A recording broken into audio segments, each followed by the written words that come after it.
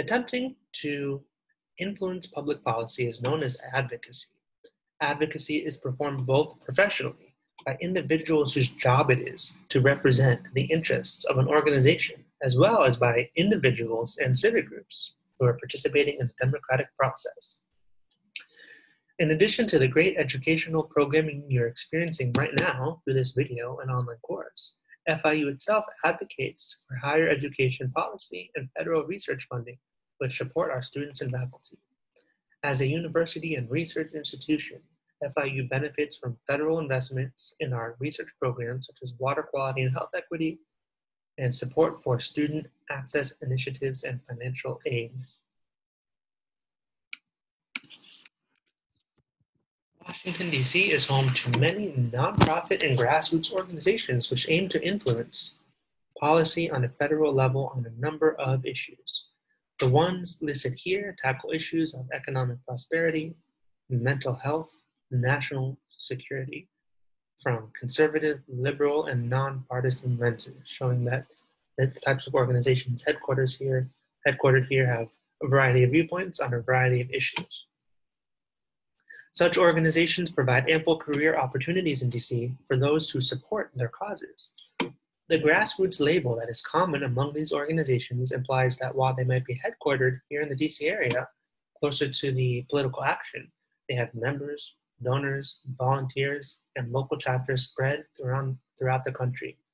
So what is the specific work these organizations do? Let's explore how advocacy works, including lobbying, which is one specific type of advocacy.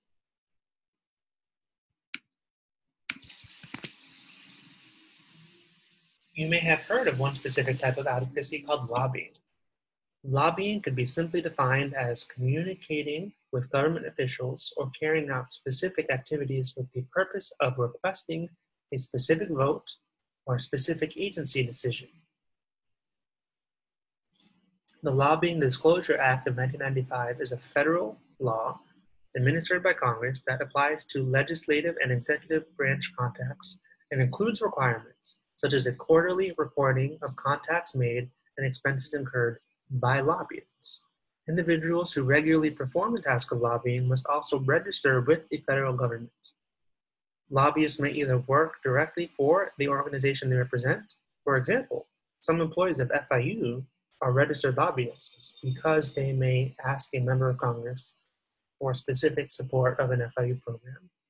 And others work for lobbying firms, which are large and represent multiple clients, just like a PR firm might represent multiple clients and do the marketing.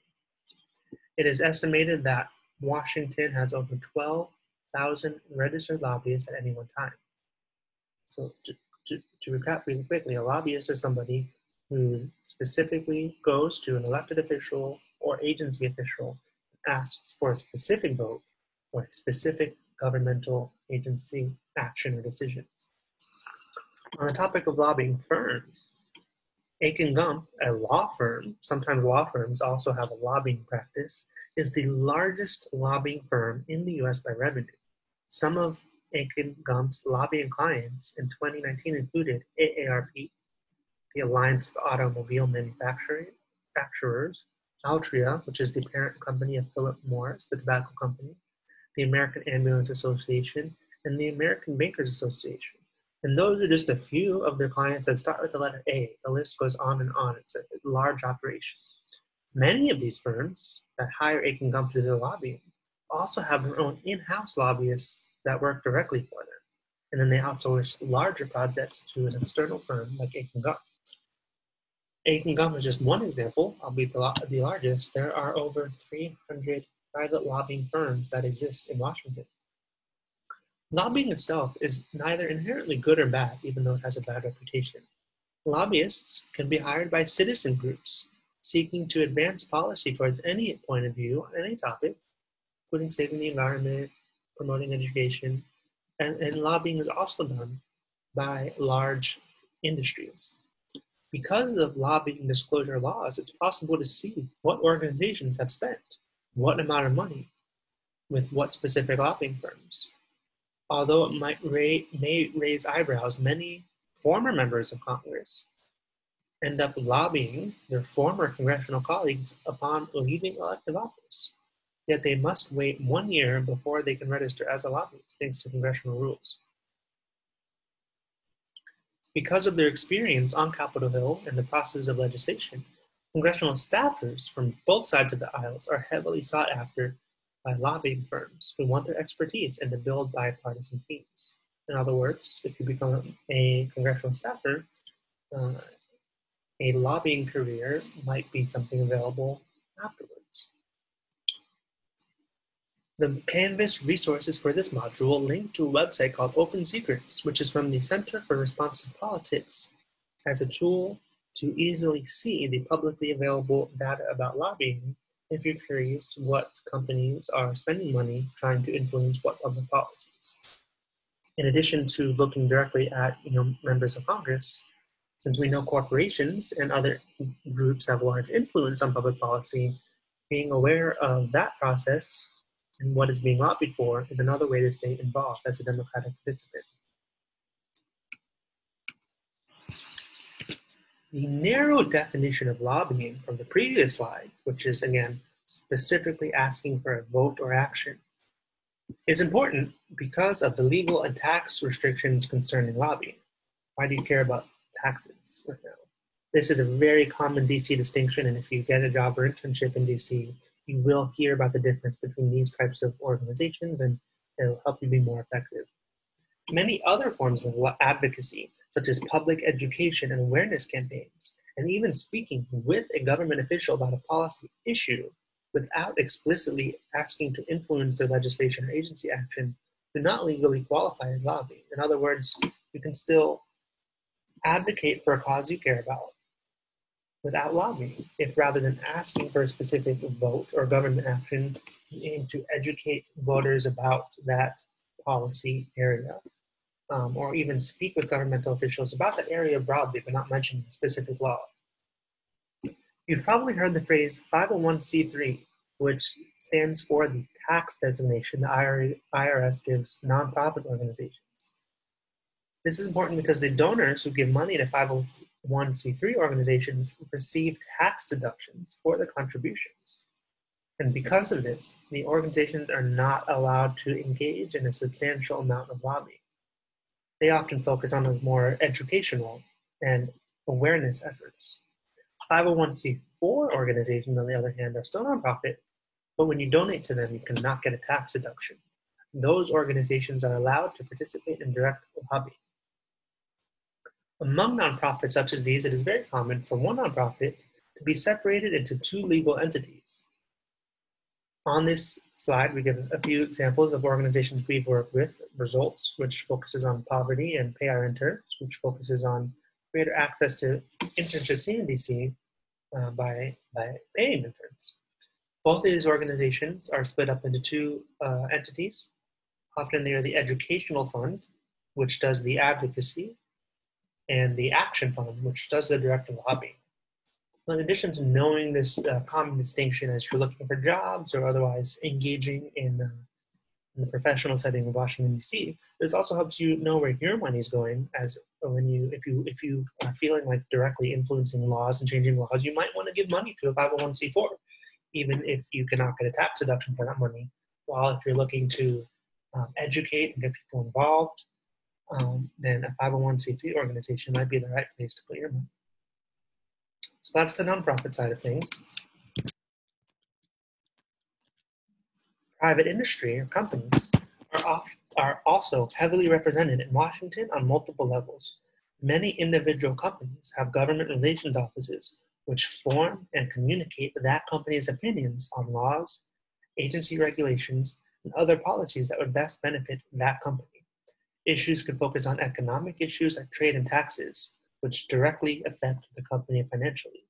Using tech companies like Facebook, Amazon, and Google as an example, their government relations team might focus on things like content regulation on their social media sites, or issues of trade, taxes. Continuing with technology as an example, just how they compete with each other for customers, individual companies also usually are competing with each other on how to out-influence their competition in the public policy realm. Though there's sometimes an element of collaboration on the bigger picture items that they know affect their entire industry. So moving one step up from the individual government relations offices of these companies, there are also industry associations. Even companies which are seemingly competitors collaborate to support policies which benefit their industry as a whole. Facebook, Amazon, Dropbox, Google, Netflix, and many, many other companies are all members of the Internet Association, which is a trade association. Don't tell your professors that we're citing Wikipedia, but here's a good definition of a trade association. An industry trade association participates in public relations activities such as advertising, education, publishing, lobbying, and political donations, but its focus is collaboration between companies. Associations may offer other services, such as producing conferences, holding networking or charitable events, or offering classes or educational materials. Many associations are non-profit organizations governed by bylaws and directed by officers who are also members of the association. So you have individual companies lobbying on their own or doing other advocacy, different companies in the same industry coming together and joining the same trade association, and then scaling up from that to the economy as a whole. Organizations like the U.S. Chamber of Commerce sounds like a federal agency, it is not, is an association of companies. Acts as a voice for America's private industry in general. So the companies from not just technology, but many, many different industries are members of local chambers of commerce. And then the U.S. Chamber of Commerce supports many local chambers of commerce. It acts as the association representing local chambers of commerce from around the country, which are networks of business areas. So this organization also does lobbying and advocacy, typically having stances that it believes will benefit businesses as a whole. DC is also home to many labor unions, which act to negotiate on behalf of and represent the interest of employees, such as on policies related to salary and leave. Unions are distinct from the other types of groups we've mentioned so far because they represent the workers of various industries, rather than the owners or managers. Several federal agencies, including the Department of Labor and the National Labor Relations Board, administer federal law related to the rights of workers and the relationship between unions and their employers. The topic of unions and their role in politics and policy, including whether employees can be forced to join and pay dues to a union, is a consistent theme among the political debate in the United States.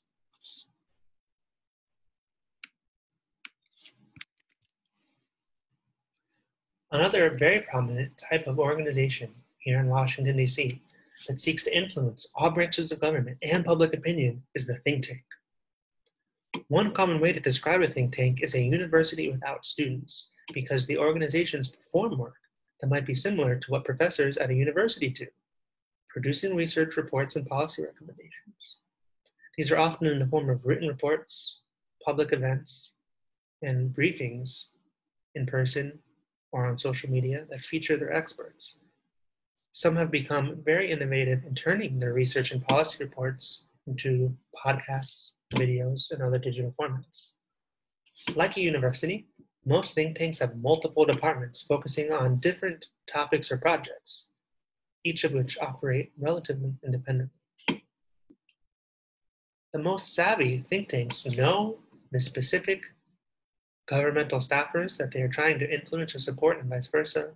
Experienced Hill and agency staff know the bench of experts at specific think tanks that are just a call or email away to add their own policy expertise and know-how. There are many different types of think tanks, and it's important to understand a think tank's mission and how it's funded. Some think tanks focus on topics with a common theme, such as national security. Others have programs on a wide variety of unrelated topics. Some think tanks are more strongly centered around an ideological philosophy than others. Others researchers within the same think tank might have very different political views. Some may engage directly with congressional offices, while others avoid communicating directly with the government, relying more on informing public opinion through the media. At the end of the day, think tank is a broad, vague term to describe very different organizations involved in some sort of research and policy work. And there are over 400 of them in Washington, D.C.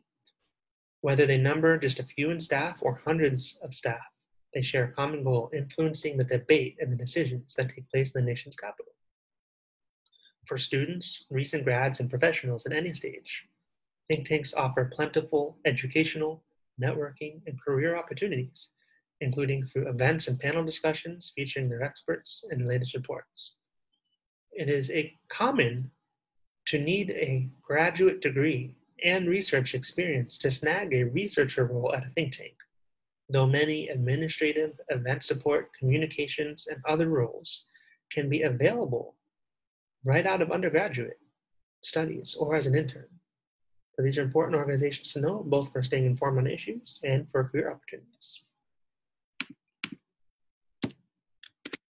And with that, you are officially primed on how the government makes and implements laws and the variety of organizations that aims to influence that process. Ready to be more involved? Be sure to review all of our Canvas resources, participate in upcoming FIU-DC events, and watch recordings of our past ones, and contact our office so we can assist you in all of your DC internship and career goals.